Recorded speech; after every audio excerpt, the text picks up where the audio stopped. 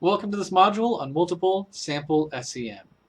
In our research, there are often times where we are interested in comparing groups or populations with the associations of variables.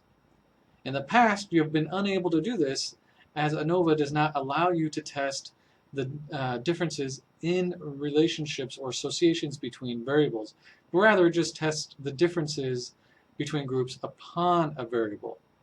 In multiple sample SEM, we take a model and we test how this model may look differently across different groups.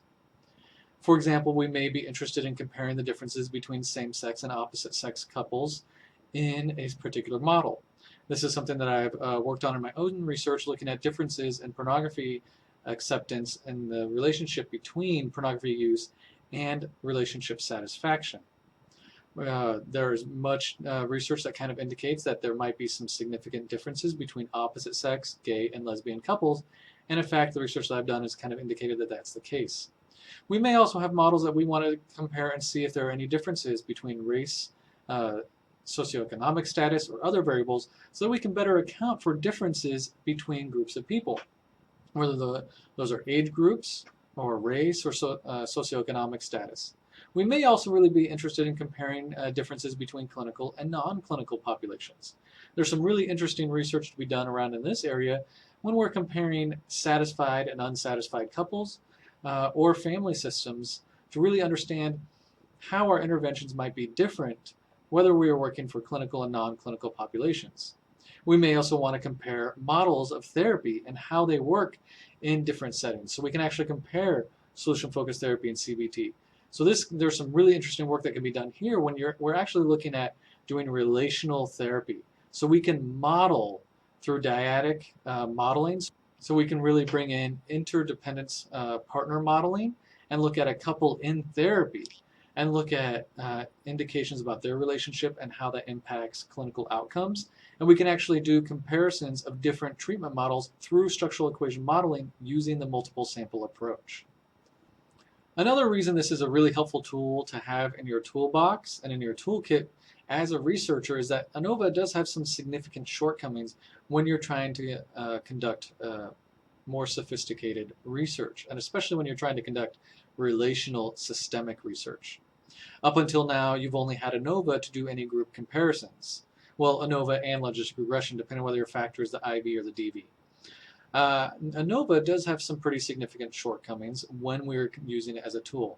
First, if you don't have the SPSS missing data module that allows you to do FIML as a choice of data analysis, you're stuck with listwise or pairwise deletion methods. And both of those, as you know, assume that missingness is completely at random, which is not often the case in social science research. Also with ANOVA, if your groups vary in size and variance, those violate the assumptions of ANOVA. So if you have a lot of differences in variances in size between your groups, which are very likely if you have different groups, you're going to violate those assumptions. And multiple sample SEM, you don't have to worry about that. Also, what if you're really interested about seeing the differences between groups in a relationship between a set or sets of variables? You cannot do that in ANOVA, but in multiple sample SEM you can. You can have multiple covariates, independent variables, dependent variables, moderators, and mediators, and conduct differences between groups in multiple sample SEM, which you are not able to do in ANOVA. As I was saying before, ANOVA has an assumption of within-group homogeneity of variance. So in other words, that the groups are very similar within each group. If the variances are not homogeneous, the probability of obtaining a significant result when there is no difference in the means of the two populations increases dramatically, and this increases your type 2 error rate. We don't have this assumption in multiple sample SEM, so it makes it much easier to do that. So I'm going to give you a brief introduction to multiple sample SEM, and then we're going to talk about how to actually conduct multiple sample SEM, and I'm going to break this up into two sections. The first section is just be straight path analysis, so in other words, when we have no latent variables. And then the second one, I'm going to talk about some unique considerations we need to do when we're doing a confirmatory factor analysis. So in other words, when we have a latent variable in our model. So multiple sample SEM has all the same assumptions of regular SEM. We're just going to add a few when we get to CFA, but otherwise it has all the same regular assumptions. One of the real benefits of multiple sample SEM is it measures the model simultaneously for all groups. What that means is your N, so your sample size, is all of the groups combined together. And because we're conducting a single analysis simultaneously, that also means we're retaining or in other words, not falling into that issue of family-wise error rate, because we're going to conduct this model simultaneously for all groups when we run a multiple sample SEM. One other last note, much like ANOVA, when we are doing group comparisons, we are really doing a moderation analysis. Because what we're doing is looking at the interaction of our grouping variable on our model. Or in ANOVA, we're looking at the interaction between our grouping variable on a specific DV or set of DVs. So when your moderator variable is a nominal or categorical variable, it's often a much better tool to do multiple sample SEM than to do the other method we talked about with moderation, where you turn it into a z-score and create the interaction term and then conduct it that way. So if your moderator is a categorical or nominal variable, multiple sample SEM is a much better way to test moderation for that variable. So whether you were just interested in group differences or whether you're interested more specifically in a moderator, essentially we're doing the same thing. And so multiple sample SEM is a way to test moderation. So first, we're going to cover the fundamentals, the pieces about how to actually conduct a multiple sample SEM in M+. So when you're writing out your syntax to do a multiple sample SEM, we're going to add one line under the variable command. So in the variable command, we're used to having the names are, the used variables are, the missingness are all, and now we're going to add one new one. You're going to say grouping is, or you can do grouping equals or grouping are, it doesn't matter, but grouping is, and then you're going to input the name of the grouping variable, and in the parentheses, you're going to state the value of each value there is for your grouping variable, and name what group that is. That's going to become important later on because in the output, it's going to organize your output. So it's going to give you the results of each model by each group. And it's going to use the name for that group based on what you call it. So you're just going to say something like 0 equals non-clinical, 1 equals clinical, 0 equals male, 1 equals female, 1 equals same-sex, 2 equals gay, 3 equals lesbian. Whatever your grouping variable is, you're going to tell it grouping is, name the variable, and then identify what the values of each of those groups are. What are you calling them? So everything else is the same. So you're going to run the model, all the output commands, the model commands, everything else is the same.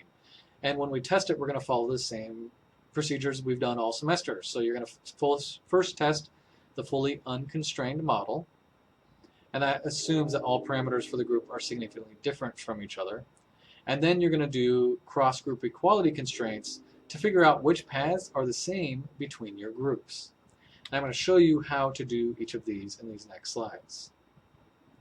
So conducting equality constraints is very similar to what we've done before, just like we've done in APIM, actor-partner interdependence modeling, where we put in parentheses, we put a letter next to the path, next to the corresponding paths to make sure that they are constrained to be equal. This is actually easier in multiple sample SEM because you don't have separate syntax for one group versus another. You certainly can, and I'm going to show you how to do that later on, but for the most part, we're going to say the model is the same for all the groups, and so when you put a letter next to a path, it'll say, constrain this to be the same for all of those paths. So, for example, here, the default NEM plus for your paths in your model is for them to be unconstrained. So let them be freely estimated for each group. If I wanted them to be the same, I would just put a letter next to that path. So what you can notice here on this example is first I've highlighted the grouping command. So in this particular one, grouping is countries. So 1, the value for 1 are people from the United Kingdom, the UK. 2 is Japan, and 3 is Brazil. And then down below, you can see I have my model syntax. And I have organized this similar to how I've done in actor-partner interdependence modeling, where I put a variable on its own line to make it easier for me to see and do constraint testing. This is less necessary in multiple sample SEM because there aren't corresponding paths in different parts of my syntax. but it just makes it easier for me to see which ones I'm actually constraining to be equal across the groups.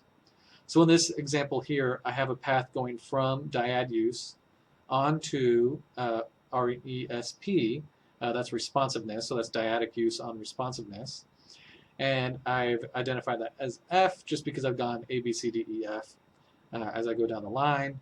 And that just means that so that path from dyad use to RESP, so responsiveness, is going to be constrained to be the same between all three groups, between the United Kingdom, Japan, and Brazil. And then doing the same thing for Q19 on acceptance. So going from acceptance to whatever the variable that was Q19. So that that path going from acceptance to Q19 would be constrained to be the same between all three groups. So this is a simple way about how you constrain paths to be the same. And then everything else would be the same we've done before. So if I take these letters away and run it, that's going to be my freely estimated model. I'll get my chi-squared from there. I'll add these in. Look at my chi-squared, do a chi-squared difference test, and determine whether the model is significantly different. If it is, I can determine whether it's significantly worse or significantly better. Most likely, when you're constraining then, the more constrained path is going to be better, but you just take a look at your model fit and see which one is better, which model fit is better. Because that whatever one that is significantly better if you have a significant chi-square.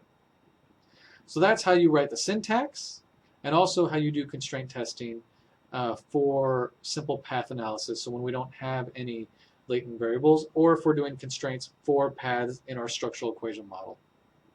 Your output will mostly be the same as everything that you've seen.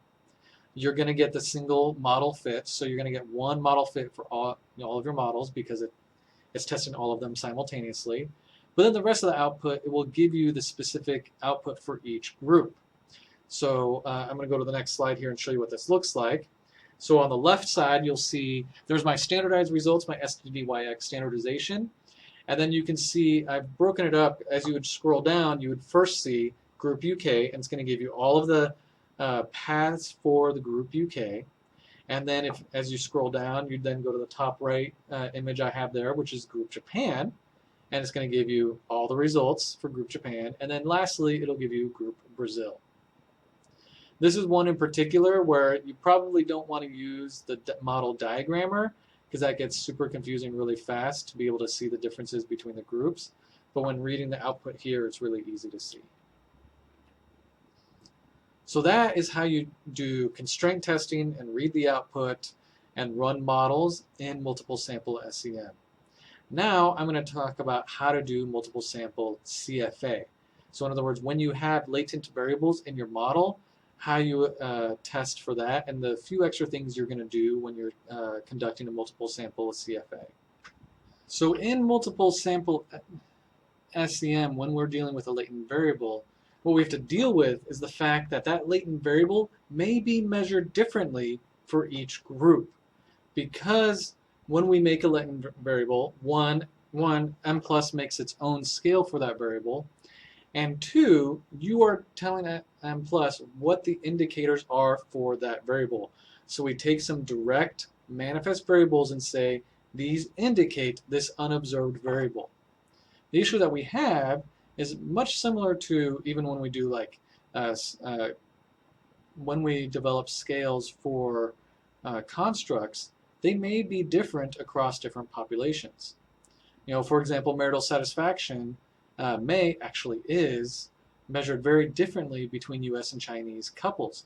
So people that do marital satisfaction research need to have different items for U.S. couples than they do for Chinese couples if they want to be able to really capture what marital satisfaction is. We know also that depression may be measured differently for men than for women, where men may manifest a lot more physical symptoms of fatigue and tiredness and loss of energy, and women may display more internal symptoms of sadness and crying and other things. So that we may see that these express differently, even though there's a lot of similarity, there's also some differences. So because of that, when we are developing CFA, and we're saying that these same indicators work for both populations, we actually need to test where there might be some differences and account for those in our final model.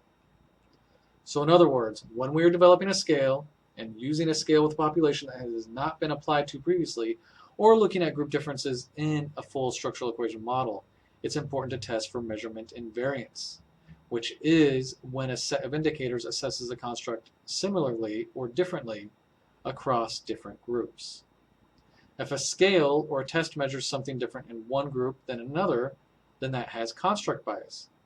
We need to test for that in our confirmatory factor analysis when we are testing our latent variables. So again, the main issue here is that we need to test and make sure that the indicators measure the same thing, the same latent variables similarly. We don't know if the factor is measured the same for both groups, and so we need to test for any differences in that. So when we talked about confirmatory factor analysis a few weeks back, we talked about that there are two different ways to scale a latent variable. If you can't quite remember, if that sounds unfamiliar with you, I'd really suggest you pause the video right now and go back and just re-watch the sections on UVI and ULI so you can have a brief refresher on that. So now I hope you've paused and re-watched that section if you needed to. Otherwise, we're going to go ahead and move on. So if you remember from that lecture on confirmatory factor analysis, we talked about how it really doesn't matter whether you use ULI, so unit loading identification, or UVI, or unit variance identification, when you're scaling your latent variables. In that lecture, I kind of talked about how they both have similar output and similar outcomes, so it doesn't really matter which one you do, and that using ULI is easier because it's the default NEM+, and UVI requires you to do a little bit extra syntax to do it that way. So in confirmatory factor analysis, when you're doing multiple sample SEM, UVI is actually inappropriate to use. And that's because UVI fixes the variances of the factors to 1, which assumes that the groups are equally variable on those factors.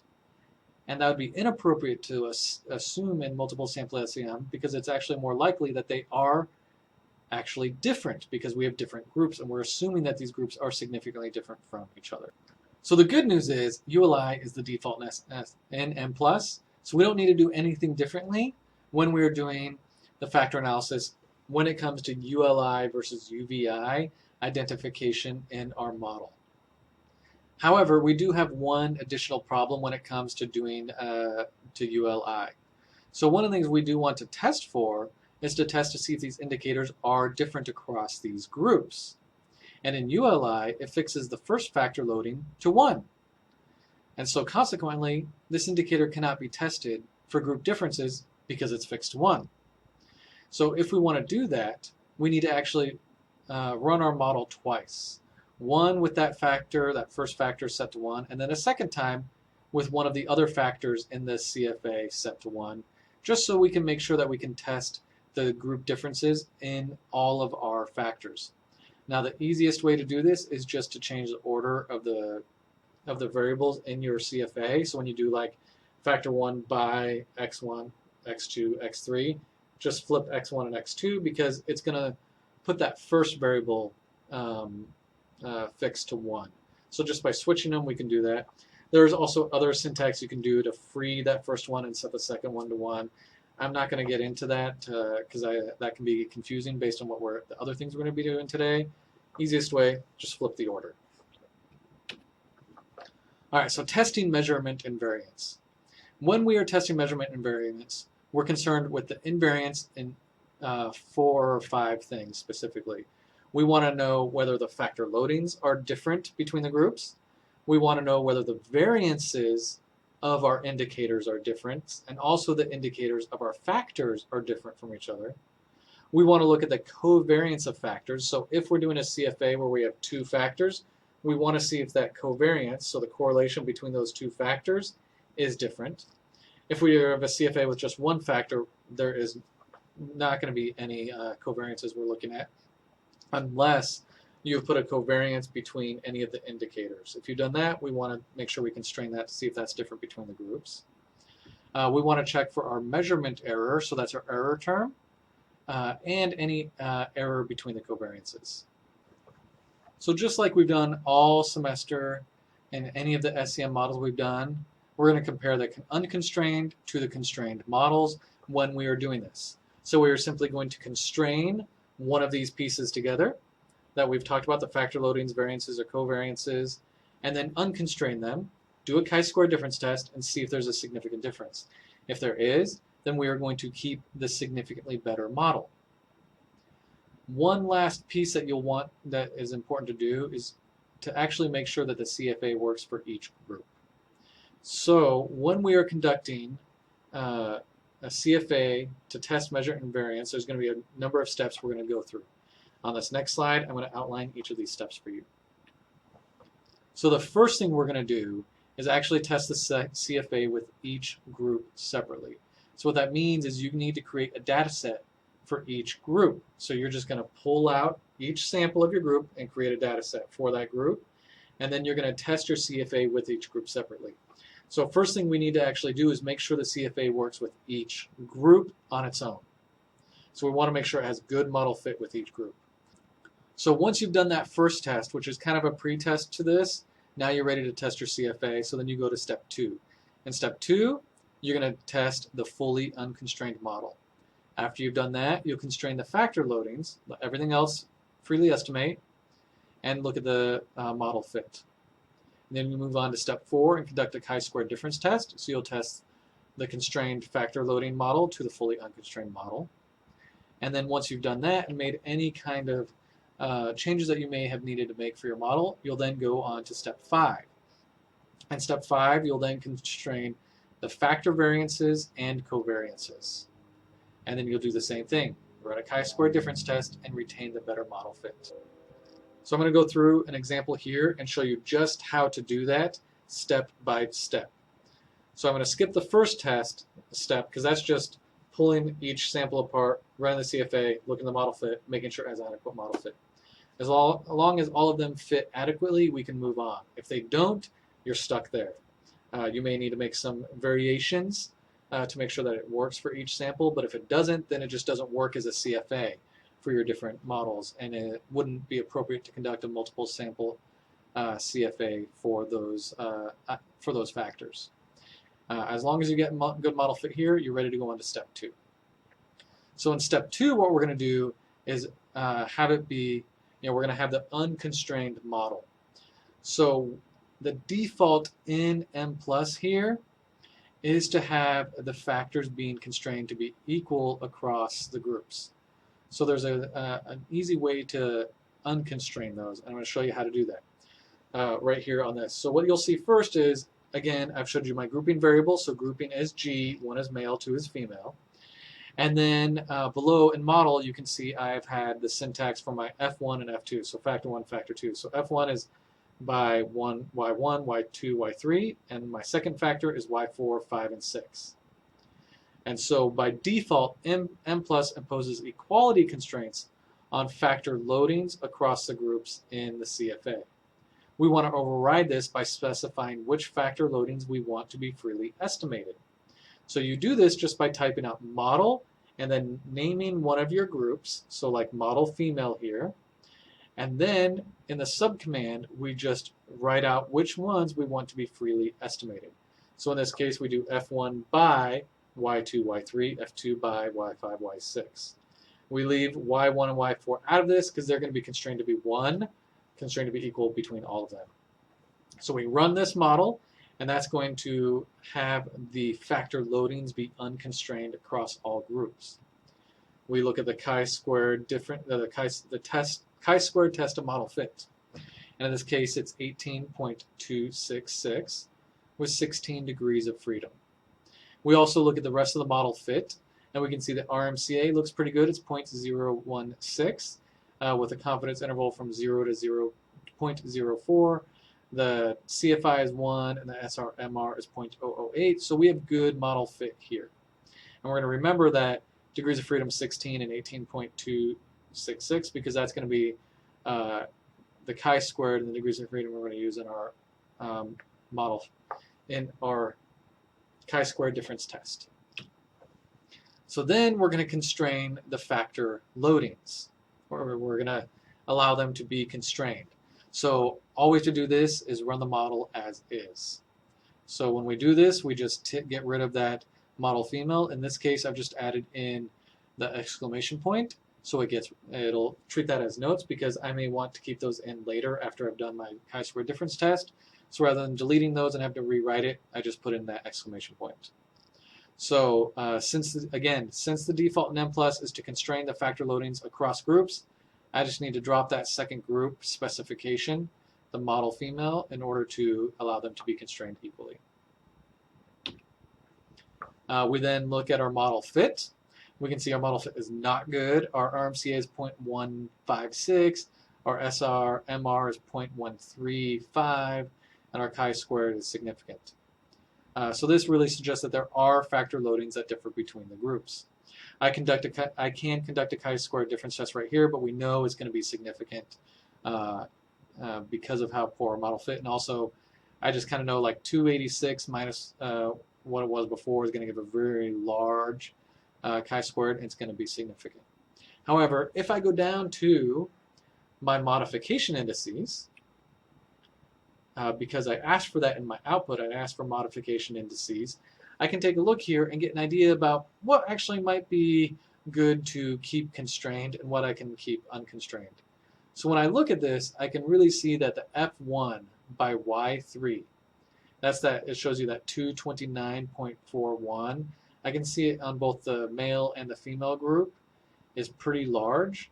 So because of that, I can really look at this and say, well, Y3 is really causing the biggest problem. So what that really indicates then is that one really needs to be freely estimated, and I can constrain the other ones to be the same as I've done this. You can also see in here there's a 162 for like F2 by Y3 on male and 114 for female. This one doesn't make any sense to add because of the fact that Y3 is loaded onto F1, so I don't want an indicator loaded onto both of them. So here I've constrained the factor loading that we saw in those modification indices, the one that was giving the biggest problem. So I've deleted my other syntax there to unconstrain it and just left F1 by Y3 to be estimated freely. So I'm going to run that model, and then I'll see that my chi-squared value is 22.645, 19 degrees of freedom. My RMCA is 0.019. CFI and TLI are both 0.999, and my SRMR is 0.017. That's all great model fit, so I have good model fit. Now I just need to compare it to my fully unconstrained model and see if it is significantly worse. If my chi-square difference test is significant, it means this model is significantly worse than the fully unconstrained model. So here I do the chi-square difference test. We're on step 4. So I take 22.645. Again, that's that chi-squared in the partially constrained model. Subtract it by 18.266. And again, so I go back to step 2 here. That's the fully unconstrained model, my 18.266. And that gives me a chi-squared difference of 4.379. And I take my 19 minus 16, my 2 degrees of freedom. That gives me 3. And if I go to my chi-square p-value calculator, 4.379, a chi-squared of 4.379 and 3 degrees of freedom gives me a p-value of 0.223, which is not significant. This indicates that the models are not significantly different from the other, and I can accept the more parsimonious model. So I'm going to take that partially constrained model where we have allowed Y3 to be the only thing freely estimated and everything else is constrained. What we then have here is a model that has partial measurement invariance. Our steps 1 through 4 here have indicated that our model is partially invariant. This is the most common thing that we're going to find in social sciences. We typically don't find one that is fully measurement invariant or has no measurement invariance. So at this time, I'm ready to move on to step 5. So step 5 is constraining the variances and covariances to be equal to each other. So in this one, what I'm going to do is add in some syntax that constrains both my variances and covariances to be equal.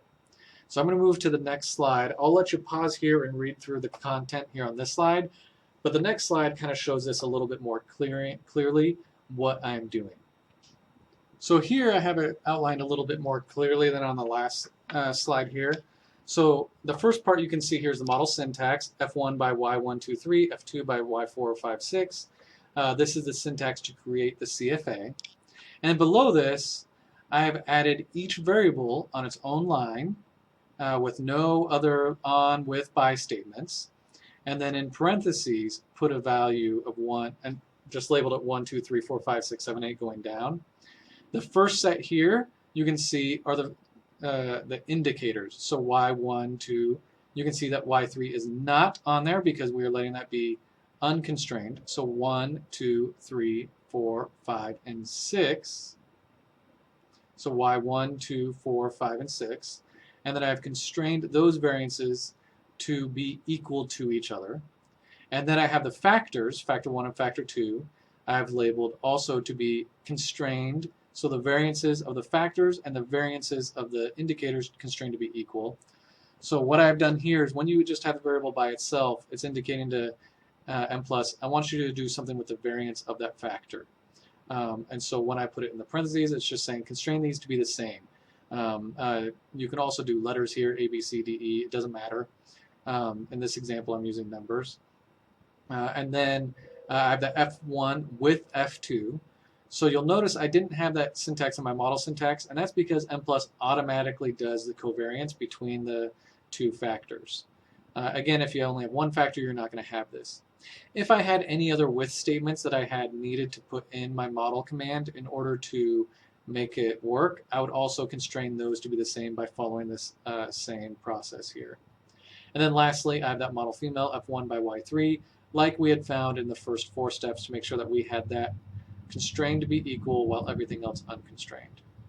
So going back one slide, you can see here what I've done in this syntax is to make sure that I have my variances and covariances constrained to be equal, just by adding each variable on its own line and just labeling it so that it constrains it to be equal across the groups.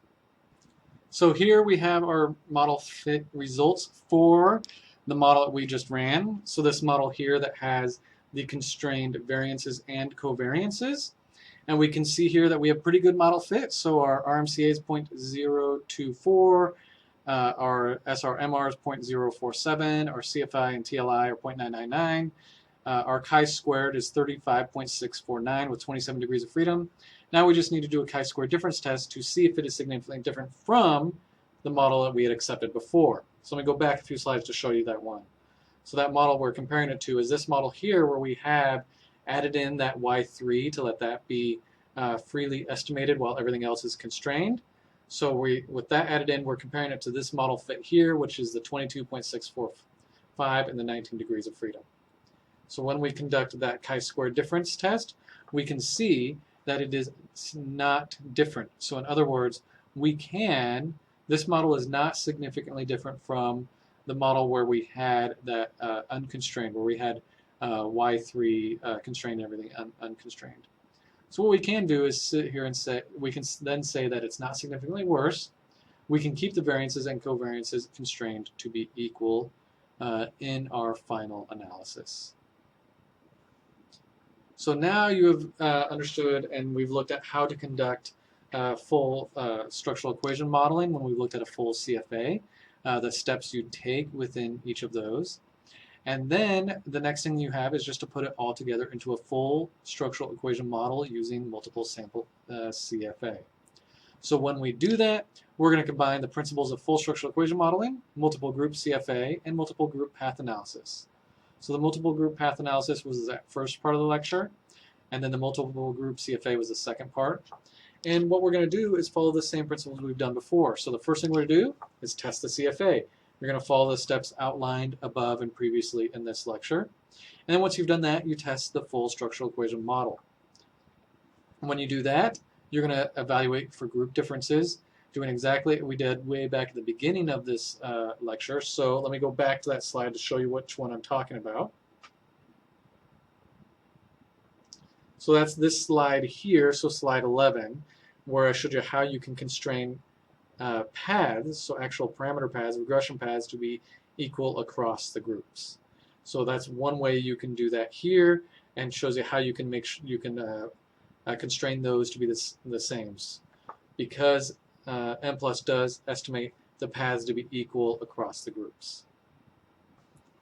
So back to our last slide here. What you're going to do with your full SEM after you've done your CFA stuff is, constrain paths to be equal, see which ones are different, see which ones are the same by doing chi-square difference tests, and then ultimately accept the most parsimonious model. One of the reasons chi-square difference tests are really important is because it does help you to know which paths are actually the same across the groups. I have several examples in the readings that you can look at to kind of see what this looks like and how you can write up results for multiple sample CFAs. Next in this class, we're going to finish up by looking at longitudinal models.